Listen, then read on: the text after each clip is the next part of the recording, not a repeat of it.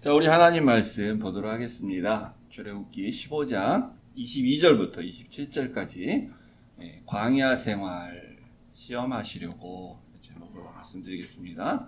모세가 홍해에서 이스라엘을 인도하며 그들이 나와서 수르 광야로 들어가서 거기서 사흘 길을 걸었으나 물을 얻지 못하고 마라에 이르렀더니 그곳 물이 써서 마시지 못하겠으므로 그 이름을 마라라 하였더라. 백성이 모세에게 원망하여 이르되 우리가 무엇을 마실까 하매 모세가 여호와께 부르짖더니 여호와께서 그에게 한 나무를 가르치시니 그가 물에 던지니 물이 달게 되었더라.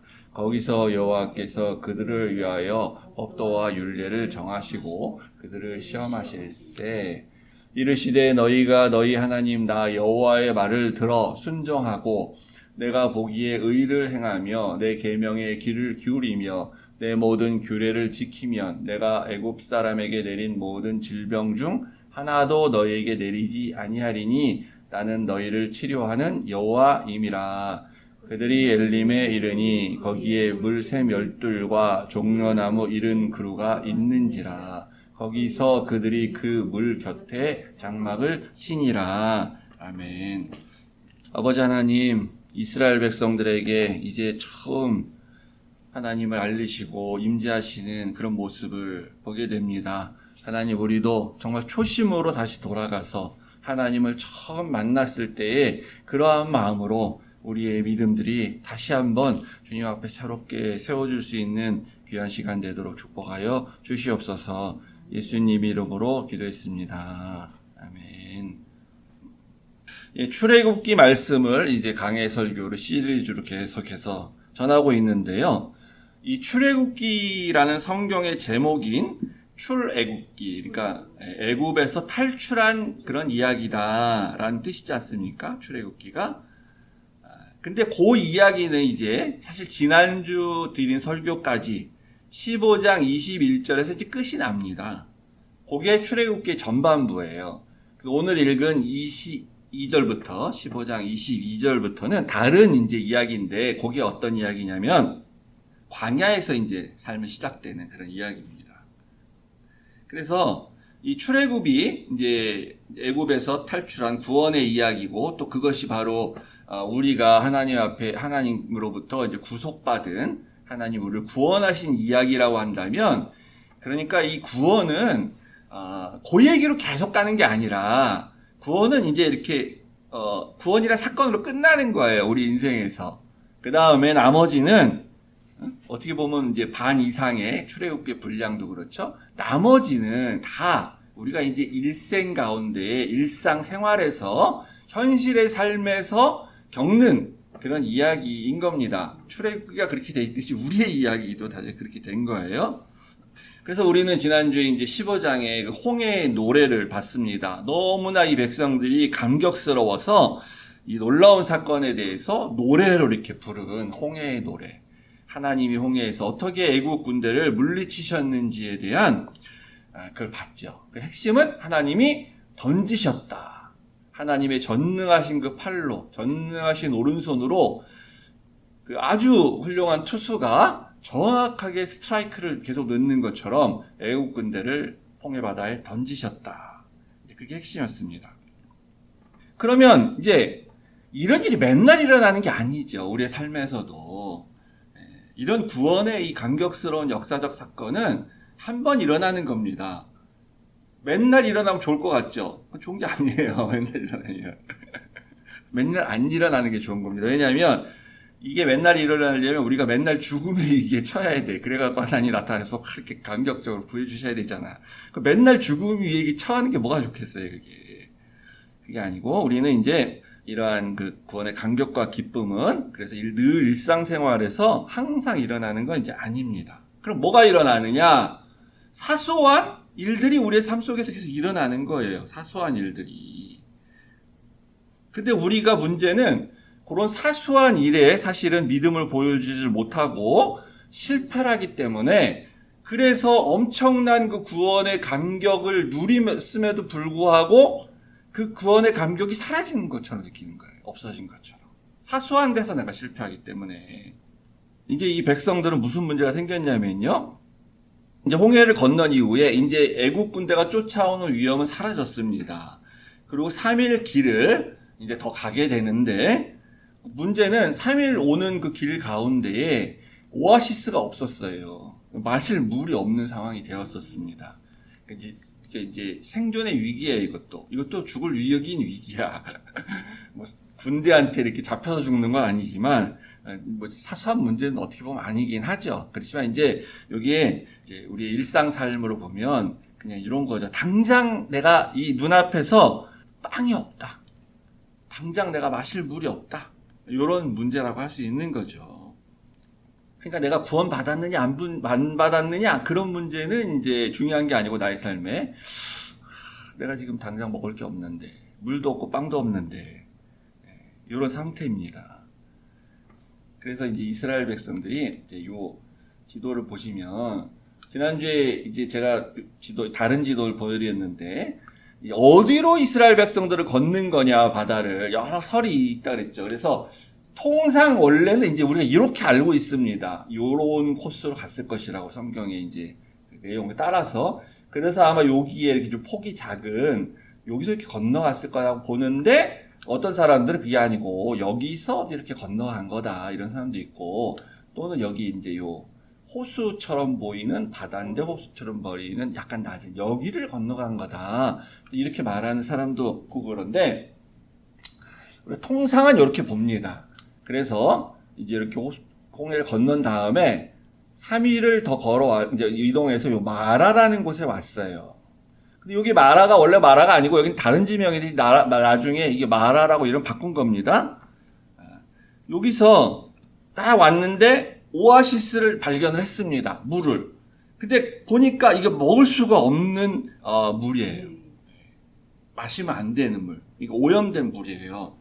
근데 너무 갈증이 나고 힘드니까 아마 추측컨대 이걸 막 물이다 그러고 발견한 사람들 중에 많은 사람들은 이렇게 일단 막 마셨을 거예요 아마. 보통 그렇잖아요. 너무 갈증이 심하고 그러면 이제 물이니까. 그때 무슨 뭐 수질 검사를 했겠어요, 뭐겠어요. 근데 이제 먹고 났더니 탈이 나고 옆에 보니까 전 아까 한번 했는데 짐승이 뭐 죽은 그런 것도 있고 막 이런 식으로 된 거죠. 물 속에서 뭐 이렇게 동물의 시체가 있을 수도 있는 거고. 그래서 이 쓴물이다 이렇게 이제 표현을 했는데 쓰다라는 이름의 뜻으로 나중에 여기를 그래서 마라라고 이제 이름을 자기들이 바꾸고 이제 붙이게 된 겁니다. 처음에 뭐 이름이 없었을 수도 있고요. 그래서 이스라엘 백성들이 이렇게 역사적인 중요한 사건을 기억하는 방법이 이제 이런 건데요. 뭐 우리도 그럴 수 있죠, 역사적으로. 여길 마라라고 이제 딱 이름을 바꿔놓으면 이제 어떤 효과가 있냐면 나중에 몇 세대가 지난 다음에 뭐 가족끼리 이렇게 여행을 하거나 이렇게 했을 때 애들이 여기가 왜 이름이 마라예요, 아빠? 그리고 물어보면 이제 여기를 딱 얘기를 해주는 거예요, 마라. 왜 아빠 여기가 마라야? 여기가 왜 쓰다, 괴롭다 그런 뜻이야? 요런 일이 옛날에 있었어. 이렇게 해서 이제 교육을 시키는 겁니다. 유대인들이. 그래서 마라. 요 마라가 이제 기억나실지 모르겠지만 룻기에 나오죠. 룻의 그 시어머니 나오미가 남편 죽고 아들 둘 다 죽고 이렇게 며느리와 함께 다시 고향 땅 베들레헴으로 돌아왔을 때 나를 나오미라 부르지 말고 앞으로 마라라고 불러라. 그때 말한 거예요. 그때. 그래서 요건 괴롭다, 쓰다 이런 뜻으로 이렇게 이제 여기 오게 됩니다. 이런 상황이 생겼는데 하나님이 그러면 좀 이렇게 인도하지 마시고 오아시스 아주 이렇게 좀 넘쳐나는 이런 데로 좀 인도를 하시면 되잖아요. 근데 왜 여기로 딱 데리고 오시냐는 거예요. 하나님께서 이걸 왜 그러셨느냐 했을 때 이제 성경에 이렇게 말을 하고 있습니다. 여호와께서 그들을 위하여 법도와 율례를 정하시고 그들을 시험하시려고 이런 일이 생겼다는 겁니다. 시험해 보시려고. 그래서 우리 요거는 이제 다 아시는 거겠죠? 성경에서 시험한다 그랬을 때 하나님이 시험을 하시면 테스트고요. 영어로 하면 마귀가 시험을 한다 그러면 그거는 유혹이 되는 겁니다. 유혹, 템테이션. 그래서 시험한 주체가 다른 거예요. 그러니까 하나님은 말 그대로 시험, 테스트하는 거예요. 테스트. 그러니까 근데 이제 반대로 마귀는 유혹한다는 건 뭐냐면 여기서 유혹을 해서 얘가 통과를 못하게 해서 떨어뜨리려고 하는 목적으로 그렇게 하는 거죠. 그러니까 뭐 구원을 못 받게 하려고 하는 목적, 뭐 그런 것처럼 되는 거. 하나님의 테스트는 그게 아니에요. 하나님의 테스트는 우리가 알고 있는 말 그대로 그 테스트입니다. 그러니까 시험 보는 거예요, 진짜. 학생들이 시험 보듯이. 그러면 우리 학교 다 다녀서 알지만 학교에서 시험 보는 목적이 우리는 이게 성적 순위를 매기기 위해서 보는 것처럼 되어 있지만 사실 그건 아니잖아요. 목적은 실력을 향상시키기 위해서 시험을 보는 겁니다. 왜냐하면 시험을 안 보면 공부를 안 하니까. 시험을 본다 그래가지고 이제 공부를 시키려고 하는 거예요. 뭐 괴롭히려고 막 뭐 공부 못하는 걸 깨닫게 해서 좌절시키려고 하는 게 아니잖아요. 결과적으로 이렇게 나타나는 거지만 실력을 향상시키기 위해서 시험 본다 하는 거예요. 그래서 학교 시험은 언제 시험 본다 이렇게 알려주는 거죠. 갑자기 예고도 없이 시험 보지 않습니다. 시험은 또 어디서부터 어디까지 본다고 시험 범위도 알려줘요. 뭘 공부해야 되는지 다 알려주고 보는 거예요. 그게 필요하니까 너 요거는 꼭 외워야 돼. 너 요걸 꼭 알고 있어야 돼. 그래서 시험 보는 겁니다. 그러니까 하나님도 그렇게 해서 시험 보시는 거예요. 그렇게 해서 시험 하시려고 하시는 거예요. 백성들이 지금 아직 구원은 받았지만 하나님도 잘 모르고 하나님의 법대로 사는 법도 모르고 하나님 백성 되기에는 아직 부족한 게 너무 많은 초보 단계니까 오늘날 지금은 교회 이제 처음 나온 초신자니까 더 믿음 커지게 하고 신앙도 강해지게 하기 위해서 시험을 주시는 거예요. 시험 보겠다. 뭘 공부해야 되는지 또 알려줍니다. 그래서 뭘 공부해야 될지 알려주잖아요. 26절에 너가 내 말을 잘 순종하고 내가 딱 널 볼 건데 의를 행하며 내 계명에 귀를 기울이고 그 규례를 다 지키는가 안 지키는가 그걸 시험하겠다. 그걸 보겠다라는 겁니다. 근데 이게 조금 이상하죠?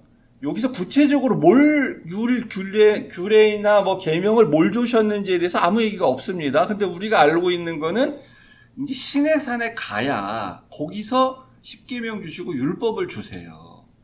그럼 아직까지 아무것도 안 가르쳐 주셨는데 근데 뭘 그거 하는지 안 하는지 보겠냐는 거예요. 그러니까 구체적으로 아직 법조항처럼 십계명도 돌판해 주시고 막 모세가 그 위에 장황하게 쓴 그런 여러 가지 그런 많은 법을 주시진 않았는데 일부는 슬쩍 알려주셨다고 볼 수가 있겠죠. 요거 하지 마, 요건 해야 돼, 이런 식으로. 그러니까 이게 무슨 말이냐면 시험을 보긴 보는데 시험 범위가 지금 아직 많지 않다는 거예요. 조금만 이렇게 하면 됩니다. 아주. 그러니까 우리가 포기하면 안 되는 거예요.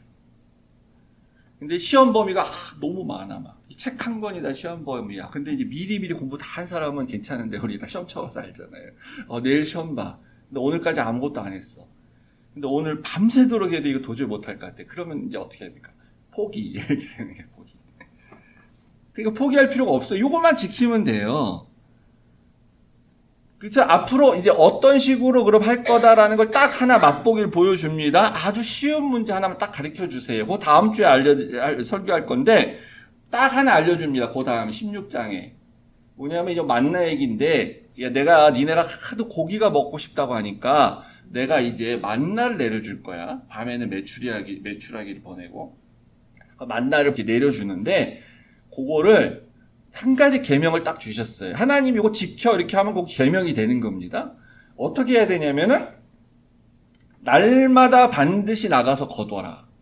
그렇지만 6일째 되는 날에는 2배로 거둬와라. 그래서 7일째 나가지 말라 그랬어요. 그거 지키면 됩니다. 아주 쉬운 문제죠. 매일 나가야 되고 6일째는 2배로 거둬오면 되고 7일째는 안 나가야 된다. 이게 중요합니다. 근데 이제 반드시 이제 요런 사람이 생기죠. 요것만 딱 지키면 되는데 하루 나가갖고 아유 내일 뭐하러 또 나와 오늘 내일 것까지 가져가면 되지 그래가지고 2배로 가져가는 사람 생길 거고 6일째도 2배로 가져가라 그랬는데 내일 또 나와서 가져가면 되지 왜 뭐하러 가져가 이렇게 생각하거나 이제 그리고 앞에 경험을 해봤는데 아이고 내가 월요일날 나가가지고 2배로 갖고 왔더니 나머지는 다 썩어서 그 다음날까지 보존이 안 돼.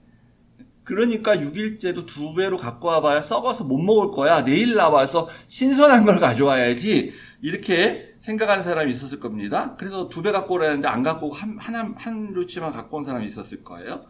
그 다음에 또 이런 사람이 있었겠죠. 7일째 나가지 말라 그랬는데 맨날 내리는데 7일날 왜 안 내리겠어? 내가 7일째 나가서 가져와야지. 이런 사람 반드시 생깁니다. 그래서 요런 훈련을 시켜서 요런 테스트를 해서 왜 매일 거둬야 되는지, 왜 6일째는 2배로 거둬야 되는지, 왜 7일째는 거두면 안 되는지, 나가봐야 아무것도 없는지의 의미를 이제 하나님이 깨닫게 하시죠.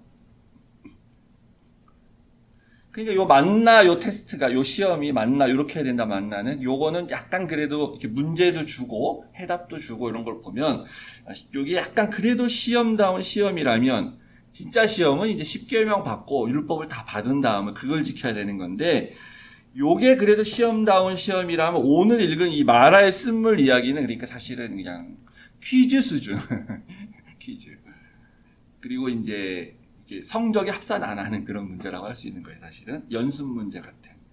그래서 오늘은 아까 읽으셨지만 하나님이 답도 바로 알려주시고요. 그냥 해결해 주십니다.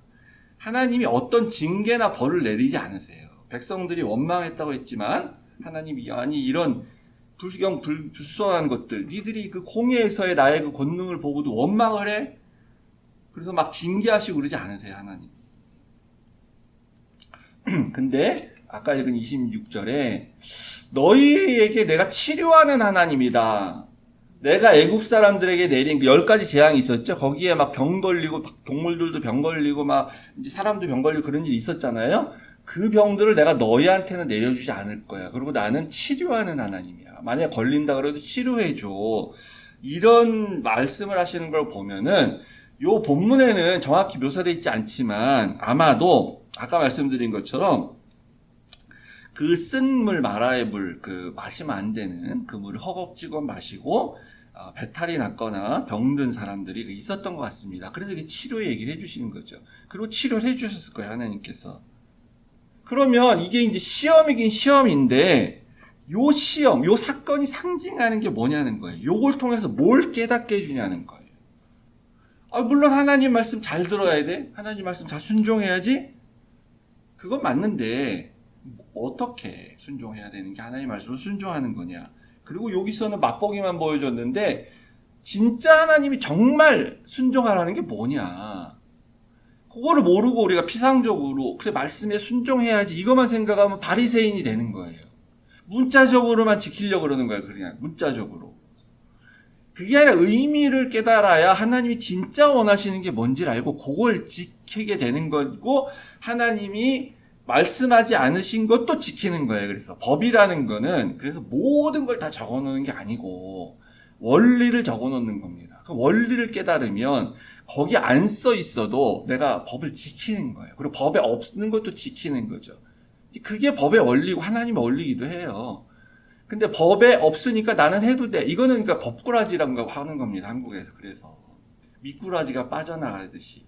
그리고 법기술자라고 말하는 거예요. 그런 사람이 너무 많은 거예요. 대한민국에 최고의 대학을 나와서 판사, 검사, 변호사라고 하는 사람들이 법기술자가 너무 많아. 자기 원하는 대로 법을 다 해석해가지고 빠져나가고 또 법을 맘대로 해석을 하고 맘대로 법을 적용을 하고 원리는 무시한 채. 그래 다음으로 이제 올 진짜 시험, 요 만나 때부터 시작되는데 그 진짜 시험을 위해서 그러면 백성들은 우리는 무엇을 사실 지금 공부를 하고 준비를 해야 되는 거냐? 또 쓴 물이 단물로 바꿔지는 과정을 잘 봐야 됩니다. 근데 여기 어떻게 하라고 그랬었습니까? 하나님이 한 나무 가지를 딱 가리키면서 그 나무를 그 물에 던지라 그랬더니 그 쓴 물이 단물로 바뀌었죠. 여기서도 이제 재미있는 건 하나님이 던지라 이렇게 얘기하시죠. 던지셨어 하나님 또. 그래서 이 나무를 던졌다는 게 뭐냐? 요 나무가 뭐냐? 이거 우리가 생각하는데 이제 우리가 이제 나무 그러면은 또 이렇게 금방 또 연결시켜서 생각나는 게 있습니다. 보통 말하는 거. 나무? 십자가 아니야? 나무. 나무에 달리신 예수님. 십자가. 틀린 건 아니에요. 그죠? 맞다고 할 수 있어요. 근데 십자가도 상징이죠. 십자가도 상징이기 때문에 십자가의 의미가 중요한 거지. 십자가 나무 자체가 무슨 파워가 있는 게 아니잖아요. 그러니까 여기도 십자가 나무로 만든 게 있는데 이 십자가가 얘가 무슨 힘이 있는 게 아니잖아요. 얘를 뭐 어떻게 한다 그래야 무슨 일이 일어나는 게 아니잖아요. 요 십자가가 주는 의미가 중요한 거죠. 그래서 여기서 던진 나무도 그 나무를 던지라 그랬을 때 그 나무의 의미가 중요한 거잖아요. 그게 십자가냐 아니냐가 중요한 게 아니라. 그래서 요 일이 우리가 이제 요 쓴물이 단물이 된 것이 신약에서 한 사건과 굉장히 유사하다는 걸 볼 수가 있죠. 물이 포도주가 되는 그 사건하고 굉장히 비슷하죠. 그죠? 근데 이제 물이 포도주로 바뀔 때 예수님이 그 물 항아리에다가 뭐 나무를 던져라 이런 얘기 안 하시잖아요. 그냥 퍼다가 가서 손님들에게 줘라, 떠다가 이렇게 얘기하지 않습니까? 그러니까 거기에는 나무가 있었던 게 아니고 나무 토막이 있었던 게 아니고 예수님의 말씀이 있었죠. 하나님의 말씀, 예수님의 말씀. 그러니까 요 나무 토막도 하나님의 말씀, 하나님의 뭐 그런 거라고 볼 수도 있는데 좀 더 근원적으로 얘기하면 이렇게 말할 수 있는 겁니다. 그러니까 하나님의 임재가 있었다 이렇게 말할 수 있는 거예요. 그 가나의 원인 잔치에도 예수님의 임재하심, 예수님이 그 현장에 있으신 그것 때문에 예수님이 말씀을 하셔서 물이 포도주로 바뀌게 되는 거죠. 요때도 하나님이 그 나무 토막을 던지는 그 행위에 뭐 돌을 던져도 되고 뭐 하지만 하여튼 그 던지라는 그 행위에 하나님이 함께 하시고 임재하셨기 때문에 이 물질이 변하는 그런 재창조의 일이 있게 되는 것이에요. 그래서 하나님이 백성들하고 함께 하실 때, 백성들에게 임재하실 때에 쓴물이 단물로 변하는 것 같은 체험이 일어나게 되는 겁니다. 체험. 그러니까 이 나무 토막이 십자가다 우리가 이렇게 해석을 할 수도 있어요. 그래서 설교도 할 수 있어요. 그러면 그 십자가가 중요한 거는 그 십자가가 자체가 나무가 무슨 파워가 있는 게 아니라 그 십자가에 예수님이 달려서 돌아가시고 죽으실 때에 그때 하나님의 임재가 거기 있었기 때문에 그게 중요한 거예요. 하나님의 임재. 그러니까 십자가라는 것은 그냥 상징이라고 볼 수 있어요. 상징이에요. 그리고 거기에 달리신 예수님이 실체죠, 사실은. 그게 임재입니다. 이제 무슨 말이냐면은 우리가 하나님이 임재하심을 우리가 삶 가운데서 경험을 하고 나면은 그 다음에는 그 상징, 그 임재를 상징하는 어떤 것만 봐도 하나님이 나와 함께 하셨구나, 함께 하고 계시지 지금도 라는 그 임재 의식이 생길 수가 있다는 겁니다. 그래서 내가 정말 이 십자가에 달리신 예수님을 보면서 예수님이 실제로 실체적으로 임재하셨다는 것을 내가 체험하고 나면 그러면 그 다음에는 이 십자가를 볼 때 하나님이 계속 같이 계시지, 예수님 여기서 돌아가셨지 않은 임재 의식이 생길 수 있다는 거예요. 그러니까 실체적으로 예수님이 진짜 임재하시지 않아도, 그리고 원래 그런 일은 또 항상 일어나는 게 아니거든요.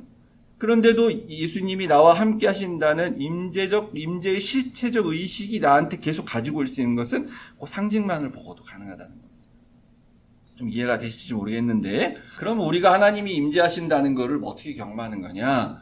그러니까 우리가 어떤 신비한 걸 경험하는 걸 말하는 건 아니에요. 우리가 무슨 방언을 한다든가 병고침을 받는다거나 무슨 어떤 아주 신비적인 어떤 현상을 경험한다든가 그런 게 아니고, 일부는 될 수 있을지 몰라요. 근데 근원적인 것은 하나님이 이 구약 시대에 계속 임재하고 있다, 임재하신다, 내가 너희들하고 함께 있어 라고 계속해서 말하셨던 게 예수님이 이 땅 가운데 오셔서 임마누엘 하시면서 성육신 하셨기 때문에 그것을 우리가 알 수 있는 거예요. 그러고 나서 이분이 십자가에서 죽으셔서 부활하셨기 때문에 그분이 역사적으로 하는 그 행위 때문에 우리가 2000년 전에 그 십자가 앞에서 그것을 직접 목격한 사람이 아니더라도 우리는 하나님의 임재를 경험한 사람이 되는 거예요. 다.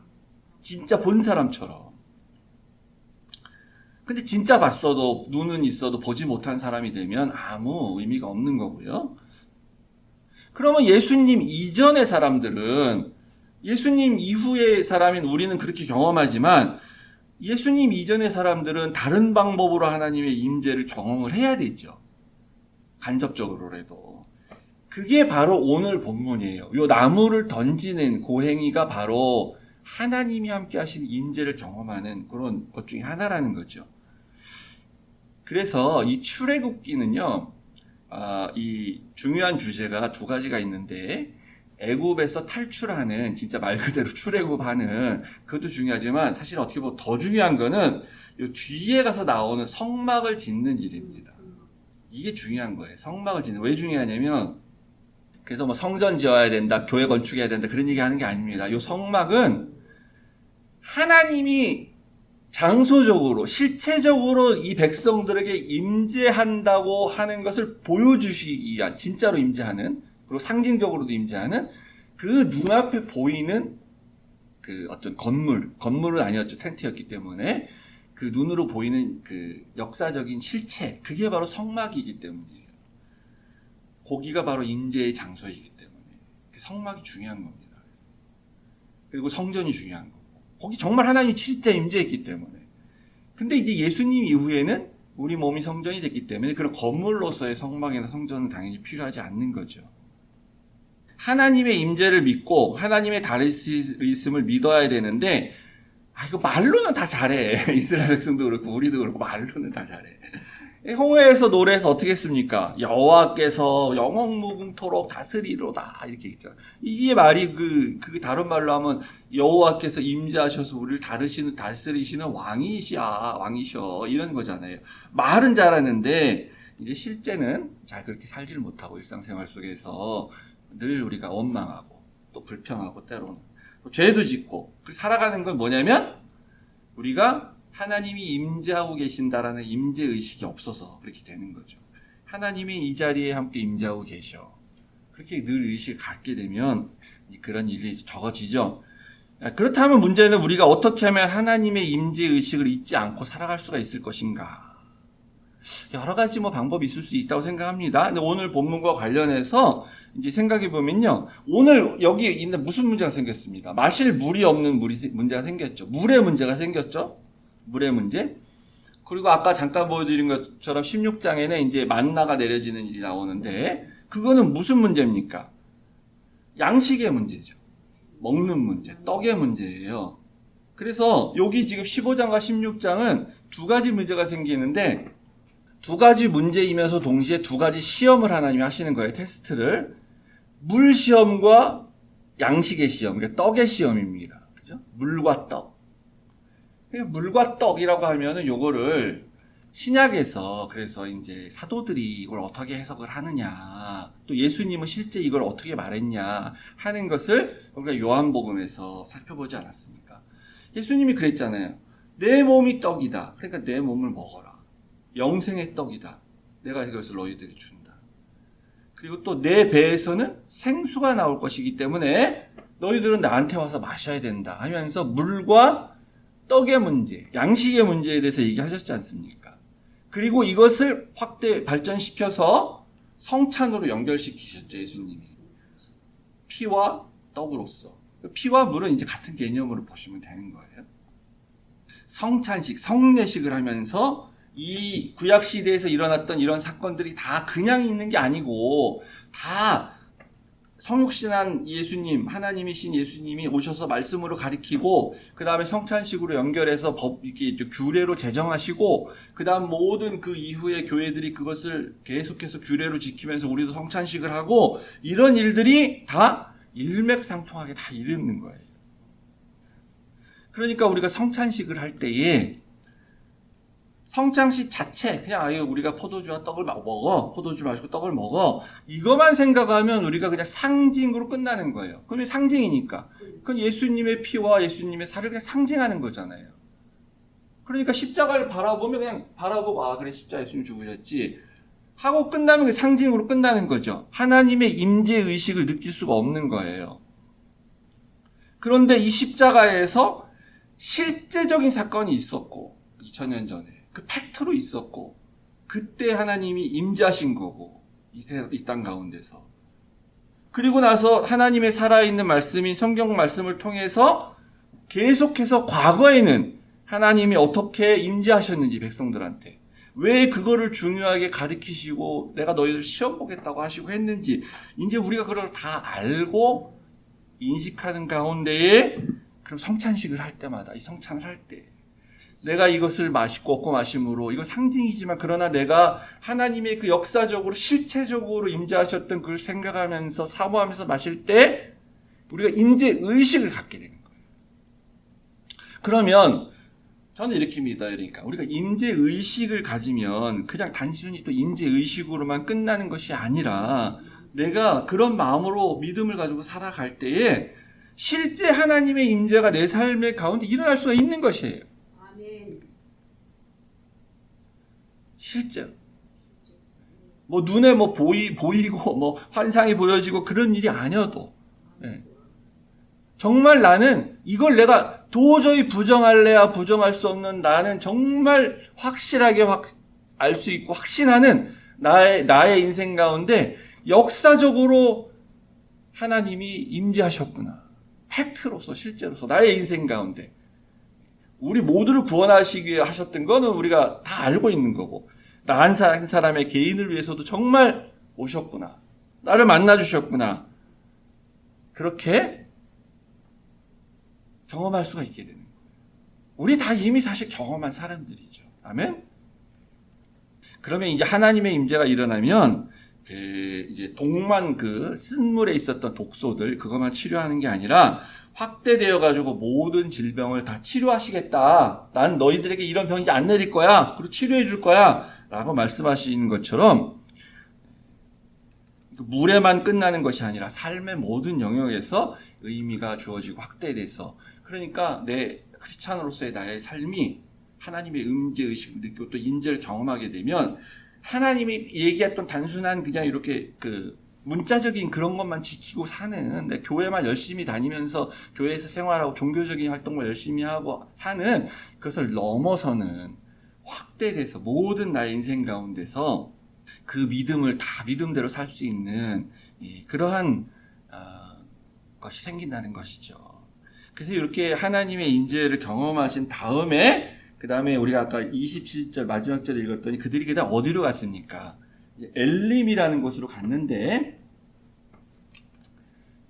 이제 엘림이 바로 이제 여기입니다. 이 마라라고 했던 데서 좀 밑으로 내려가면 엘림 여기인데 여기를 갔더니 여기에는 12개의 샘이 있었고 70그루의 종려나무가 있었다. 이제 상징적으로 이렇게 쓰는 겁니다. 12개의 샘, 12지파를 위해서 한 개씩 다 돌아갈 수 있는 샘이 있었고 70종려나무, 70인 장로들, 이스라엘을 대표하는 70인 장로들, 그러니까 이스라엘 전체를 위한 그런 열매를 푹 제공해주고 그 다음에 그늘을 제공해서 쉬게 할 수 있는 그런 나무가 있었고 또 70인은 전 인류를 대표하는 그런 숫자였었죠. 그러니까 이곳에는 영원한 안식과 쉼이 있고 목마름이 없고 배고픔이 없는 곳 이제 그곳으로 갔다는 거예요. 지금 엘림이란 곳으로. 그러니까 우리가 구원받고 그 기쁨과 감격 속에서 살면서 근데 사는데 이제 우리의 남은 인생은 또 광야 같은 그런 곳에서 계속 이렇게 사소한 일에서 또 시험 받기도 하고 좌절할 때도 있고 또 이게 우리가 믿음을 극복할 때도 있고 이렇게 쭉 살아가서 하나님 믿고 결국은 또 살아가고 하나님 질병도 치료해 주시고 이런 인생을 거친 다음에 결국은 어디로 가냐? 엘림으로 가는 것이야. 영원한 안식이 있는 곳 엘림. 그것이 우리가 말하는 가나안 땅, 뭐 천국이라고 할 수 있는 거죠. 그러면 하나님의 임재의식을 경험하지 못하면 그걸 믿지 않으면 하나님이 나무를 물에다 던지라라고 하는 것을 경험하고 목격하고 믿지 않으면 그러면 엘림으로 못 가는 거죠. 마라에서 그냥 죽는 겁니다. 우리의 믿음의 여정이라는 건 그런 것이에요.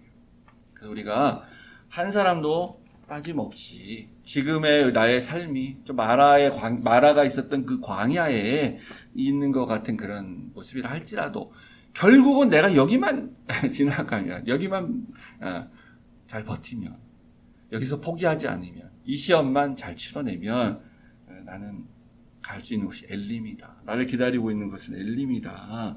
그런 믿음 가운데에 우리가 살아가야 될 줄 믿습니다. 우리 모두 성도님들 이번 한 주간도 그렇게 승리하시고 엘림의 그런 안식을 또 경험하시길 주로 축복합니다. 우리 마지막 찬양 같이 드리고